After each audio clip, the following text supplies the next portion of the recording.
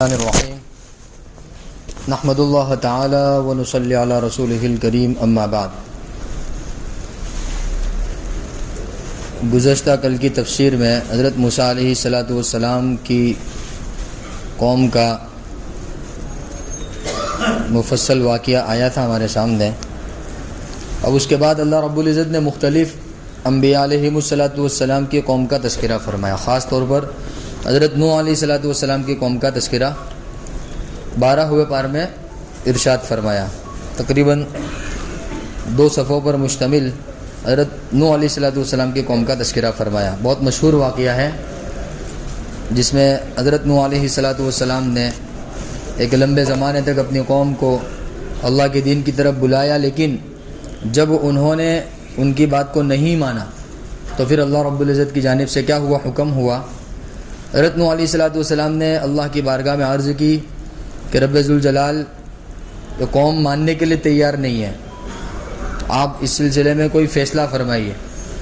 تو اللہ رب العزت نے سب سے پہلے حکم دیا کہ وَاصْنَعِ الْفُلْكَ بِأَعْيُنِنَا، کہ آپ ہماری نگرانی میں ایک کشتی بنائیے، وَوَحْيِنَا، ہماری وحی کے ذریعے سے، اور وَلَا تُخَاطِبْنَا فِي الَّذِينَ ظَلَمُوا، اور کشتی کے سلسلے میں ظالم لوگوں سے کوئی گفتگو مت کرنا کہ انہم مغرقون، کہ ایک سیلاب آئے گا جس میں ان کو کیا کر دیا جائے گا، غرق کر دیا جائے گا۔ وَيَصْنَعُ الْفُلْكَ، حضرت نوح علیہ السلام کشتی بنانے لگے۔ وَكُلَّمَا مَرَّ عَلَيْهِ مَلَأٌ مِّن قَوْمِهِ، جب ان کی قوم ان کے پاس سے گزرتی تو ان کا مذاق بناتی، سَخِرُوا مِنْهُ، وہ کیا بناتی، ان کا مذاق بناتی کہ دیکھو یہ یہاں دور دور تک پانی کا کہیں نام و نشان نہیں ہے، نہ کوئی ندی ہے، نہ کوئی سمندر ہے، نہ کہیں بارش ہو رہی ہے، اور ان جناب کو جو ہے کہ کشتی بنانے کی سوجی ہوئی ہے۔ اب قوم تو ظالم تھی، نادان تھی، ان کو کیا خبر تھی کہ مستقبل میں کیا ہونے والا ہے۔ سخروا من، وہ مذاق بنانے لگے۔ قال ان تسخروا منا فإنا نسخر منکم کما تسخرون، اللہ پاک فرماتے ہیں کہ آج تم ہمارا مذاق بنا رہے ہو، لیکن تمہیں معلوم نہیں ہے کہ تم پر جو عذاب آئے گا اس کی وجہ سے تم خود ایک مذاق بن کر رہ جاؤ گے۔ فسوف تعلمون، اللہ پاک کیا فرماتے ہیں، فسوف تعلمون، ان قریب تمہیں پتہ چل جائے گا کہ من یأتیہ عذاب یخزی ویحل علیہ عذاب مقیم، کہ کس پر اللہ کا عذاب نازل ہوتا ہے اور کون ہے جو اللہ رب العزت کے عذاب سے رسوا ہوگا۔ پھر یہی سلسلہ ان کا چلتا رہا۔ ایک دن آیا، اللہ پاک فرماتے حتی اذا جاء امرنا، اچانک ہمارا حکم نازل ہوا۔ وفارت تنور، اور جو تنور ہوتا ہے نا، تنور جہاں آگ سلگتی ہے کہ اس کے اندر سے پانی نکلنے لگا۔ وفارت تنور، کہ تنور کیا نکل، اس کو پانی ابلنے لگا اندر سے۔ قل نحمل فیہا، پانی اتنا بہا اتنا بہا اتنا بہا کہ اب وہ جو ہے ایک سیلاب کی شکل اختیار کر گیا۔ حضرت نوح علیہ السلام کو اللہ پاک نے حکم فرمایا کہ احمل فیہا، کہ آپ کشتی میں سوار ہو جائیے، اور ساتھ میں کہ ہر ایک میں سے 2 جوڑے اپنے ساتھ لے لیجئے۔ کتابوں میں لکھا ہے کہ اس وقت جانوروں میں سے بھی کچھ جوڑے حضرت نوح علیہ السلام نے اپنے ساتھ لے لیے تھے، اور جو حضرت نوح علیہ السلام کے ہاتھ پر ایمان لائے تھے ان کو بھی حضرت نوح علیہ السلام نے اپنے ساتھ لیا تھا۔ تو قل نحمل فیہا من کل زوج اثنین، کہ 2 جوڑے ساتھ میں لے لیجئے۔ وَأَهْلَكَ إِلَّا مَنْ سَبَقَ عَلَيْهِ الْقَوْلُ وَمَنْ آمَنَ، کہ جو ایمان لائے ان کو ساتھ میں لے لیجئے۔ وَمَا آمَنَ مَعَهُ إِلَّا قَلِيلٌ، لیکن حضرت نوح علیہ السلام کے ساتھ تو بہت تھوڑے لوگ ایمان لائے تھے۔ اور پھر اللہ رب العزت نے حکم فرمایا وَقَالَ ارْكَبُوا فِيهَا، کشتی میں سوار ہو جاؤ، اور یہ دعا پڑھو، دعا بتلائی، بسم اللہ مجریہا ومرساہا ان ربی لغفور الرحیم۔ یہ کشتی میں سوار ہونے کی دعا ہے۔ جب کبھی کشتی کا سفر ہوئے تو یہ دعا پڑھ لینی چاہیے۔ اس دعا کا فائدہ یہ ہے کہ اللہ رب العزت پانی کے شر سے محفوظ فرما دیتا ہے نا، خاص طور پر جو سمندر ہوتا ہے، سمندر کی جو موجیں ہوتی ہے وہ ہلاک کر دینے والی ہوتی ہے۔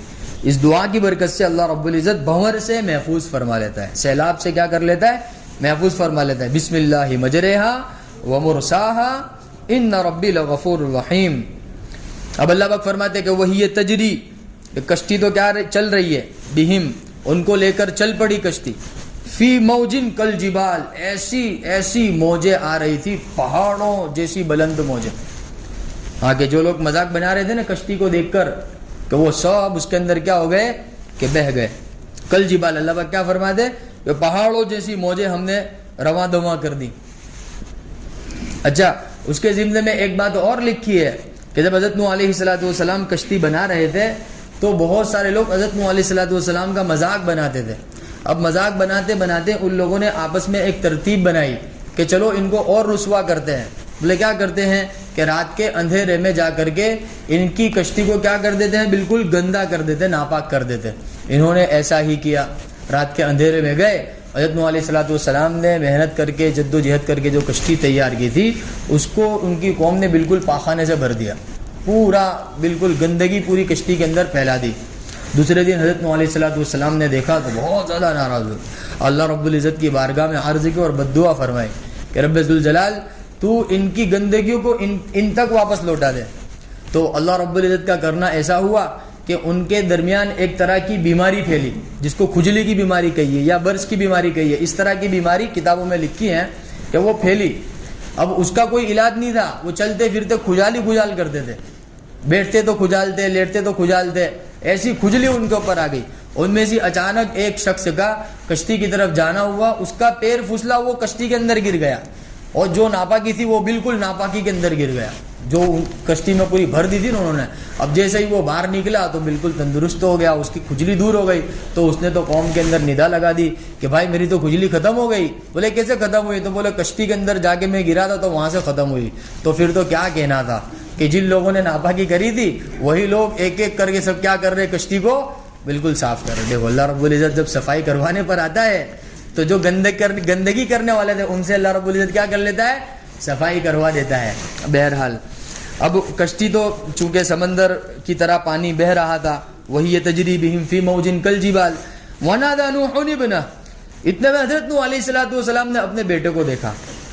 وکان فی معزل, وہ جو تھا سرکش لوگوں میں تھا, نافرمان لوگوں میں تھا. تو حضرت نوح علیہ السلام نے اس کو پہلے بھی سمجھایا تھا, اب پھر سمجھا رہے. اور وہ ایسی موج کی حالت میں حضرت نوح علیہ السلام اس کو کہہ رہے یا بنی ارکم معنا, یا بنی ارکم معنا, اے میرے پیارے بیٹے آ جاؤ ہمارے ساتھ سوار ہو جاؤ کشتی میں. ولا تکم مع الکافرین, یہ کافروں کے ساتھ مت جاؤ, تم ہلاک ہو جاؤ گے تم.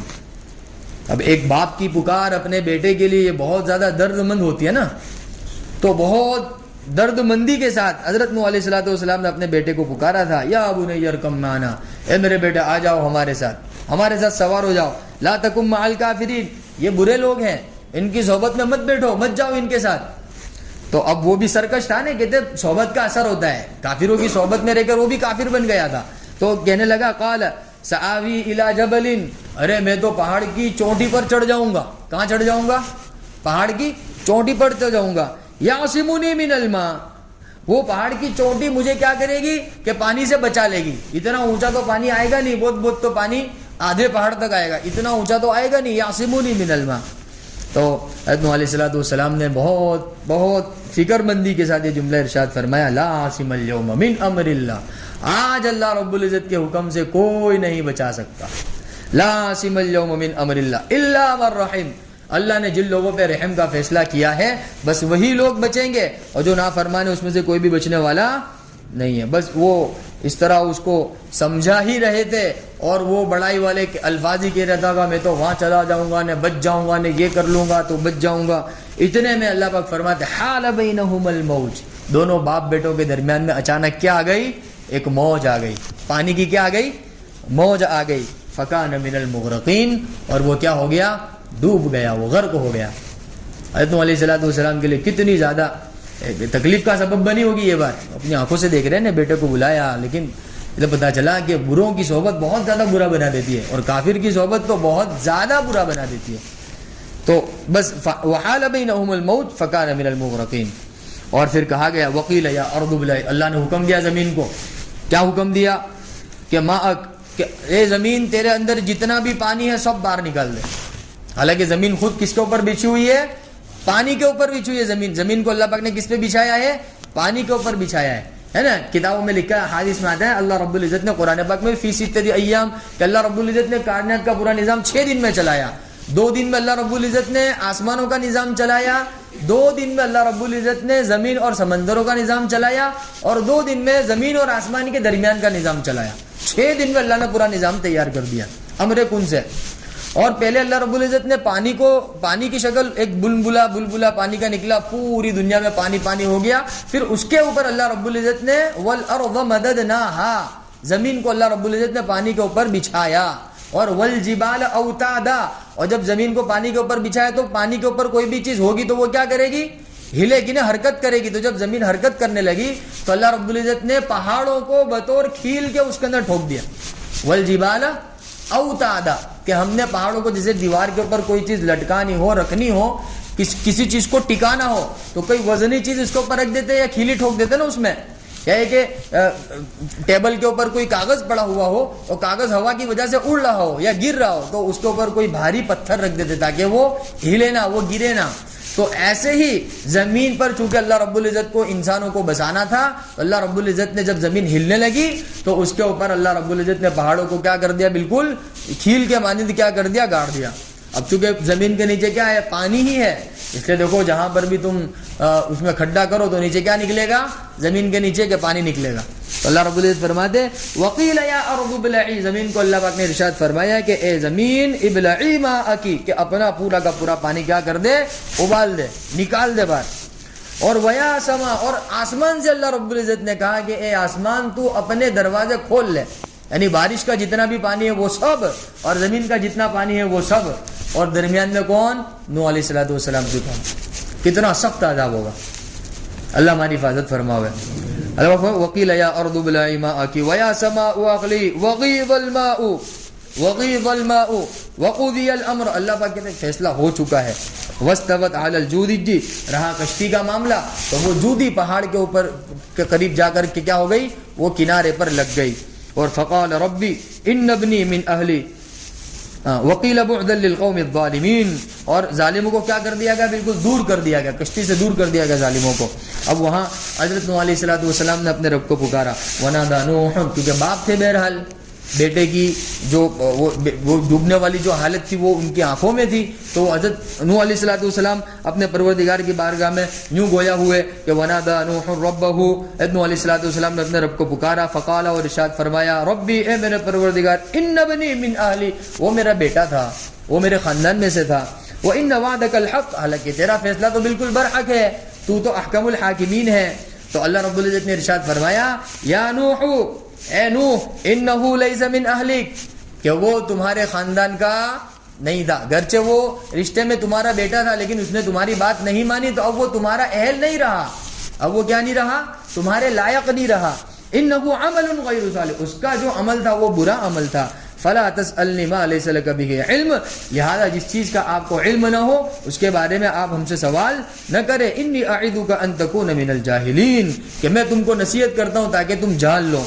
तो फिर हज़रत नूह अलैहिस्सलातु वस्सलाम ने अल्लाह की बारगाह में आजिज़ी के साथ इरशाद फरमाया, रब्बी इन्नी अऊज़ु बिका अन असअलका मा लैसा ली बिही इल्म, रब्बे ज़ुल जलाल, मैंने ऐसी चीज़ का सवाल आपसे किया जिसके बारे में मुझे इल्म नहीं था, मैं माज़िरत चाहता हूँ। व इल्ला तग़फ़िर ली व तरहमनी अकुम मिनल खासिरीन, अगर आपने मुझे माफ़ नहीं किया, रहम नहीं किया तो मैं तो नुकसान उठाने वालों में से हो जाऊँगा। तो बहरहाल ये वाक़या अल्लाह रब्बुल इज़्ज़त ने हज़रत नूह अलैहिस्सलातु वस्सलाम का बयान फरमाया। फिर ये वाक़या ख़त्म होते ही कौम आद का वाक़या बयान फरमाया, फिर कौम समूद का तज़किरा फरमाया, कौम शुऐब का तज़किरा फरमाया, कौम हूद का तज़किरा फरमाया, क्योंकि सूरह हूद है, ये छोटी छोटी कौमों का अल्लाह रब्बुल इज़्ज़त ने तज़किरा फरमाया। सबके अंदर खुलासा यही है कि वक्त के नबी ने उनको दीन की दावत दी, उनको समझाया, लेकिन जब उन्होंने वक्त के नबी की बात को नहीं माना तो वो सब के सब अल्लाह के अजाब के क्या बन गए, मुस्तहिक बन गए, और अल्लाह ने उनको क्या कर दिया, हलाक को बर्बाद कर दिया। हालांकि जितनी भी कौमें गुजरे सब बड़ी ताकतवर कौमें गुजरे। कौम आद को देखो, ऐसी ताकत अल्लाह ने दी थी, पहाड़ों जैसी ताकत दी थी।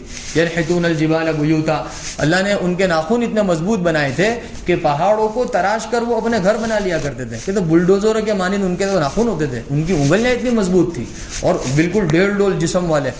अल्लती लम युखलक मिथलुहा फिल बिलाद, एक जगह तो अल्लाह पाक ने इरशाद फरमाया कि हमने कौम आद को ऐसी ताकत दी थी कि रुए ज़मीन पर उस वक्त हमने ऐसी ताकत किसी को भी अता نہیں فرمائی تھی. لیکن جب انہوں نے بھی قوم عاد جن کی طرف حضرت ہود علیہ السلام کو نبی بنا کر بھیجا گیا تھا، اور قوم سمود جن کی طرف حضرت صالح علیہ السلام کو نبی بنا کر بھیجا گیا تھا، قوم عمالقہ جن کی طرف حضرت شعیب علیہ السلام کو نبی بنا کر بھیجا گیا تھا، یہ تینوں قوموں کا اللہ رب العزت نے یہاں تذکرہ فرمایا. تینوں قوموں پر اللہ رب العزت کا عذاب ہے. اس میں قوم عاد قوم سمود طاقت میں حکومت میں بہت زیادہ تھی، اور قوم شعیب جو تھی، قوم شعیب وہ بڑی تاجر قوم تھی، تجارت والی قوم تھی، وہ تجارت میں بہت ماہر تھی. ان کے بارے میں لکھا ہے کہ وہ تجارت میں اتنی چالاک اور ہوشیار تھی کہ وہ مٹی کو ایسا بنا دیتے تھے جیسا کہ وہ سونا لگتی تھی، اور مٹی کو سونے کے بھاؤ میں بیچ دیتے تھے. کاروبار میں تجارت میں ان کا اتنا دماغ چلتا تھا، اس لیے اللہ رب وہ تجارت کی کمیوں کے اندر مبتلا ہوئے. تو اللہ نے ان کو حکم دیا کہ بھئی کاروبار کے اندر یہ گڑبڑی مت کرو. حضرت شعیب علیہ السلام نے ان کو سمجھایا لیکن وہ لوگ نہیں مانے، تو پھر اللہ رب العزت کا عذاب ان کے اوپر آیا. اللہ نے قوم شعیب کا تذکرہ فرمایا. پھر یہ تذکرہ ختم ہو کر پھر اللہ رب العزت نے مستقل حضرت یوسف علیہ السلام کا تذکرہ شروع کیا، جو آج کی تراویح میں سورہ یوسف مکمل پڑھی گئی الحمدللہ. انشاءاللہ تعالی آئندہ کل تفسیر میں سورہ یوسف کا مفصل واقعہ انشاءاللہ تعالی تفسیر میں آئے گا. اللہ کرے ہمیں بات سمجھ میں آ جاوے.